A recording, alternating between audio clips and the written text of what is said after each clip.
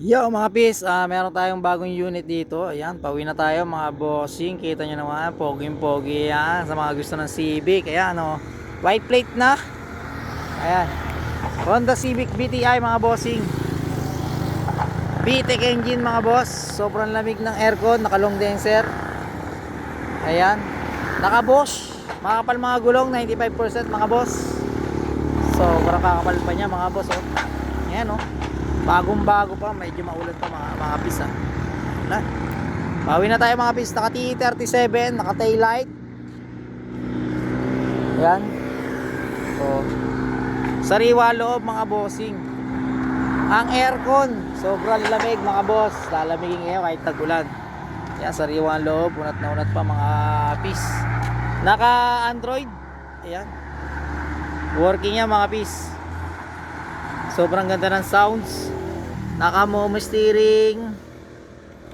Yan. Sariwa. Sariwa pa loob mga pis. Sariwa pa mga pis. Ayan o. Manual transmission tayo mga pis ha. Ayan. Manual sa mga naghahanap ng manual. Ito.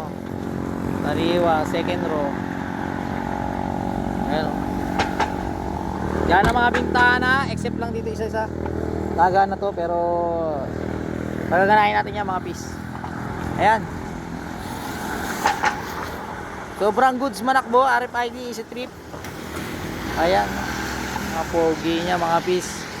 Naka straight pipe na naka headers. Stainless. Hanggang dulo yan mga pis. Hindi yan putol lang. Hanggang dulo yan. Straight yan. Tapos ano pa ba? Naka box mga pis. Solid manakbo. Yun lang issue niya, paint lang sa sobrang selan pero yan. Yun lang naman, tsaka paso, kapapaso lang na this May lang ng 2026 mga pis. Ayan, pakita ko sa inyo dito sa driver side. Ayun oh.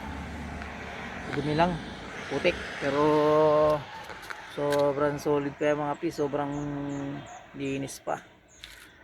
Ceiling, walang bagsak. Ayan. Ayun mga pis. Ito. Presyohan nyo na mga pis. Oh.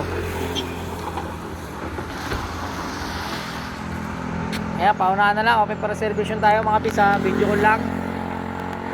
VTI 97 model. Complete papers mga pis.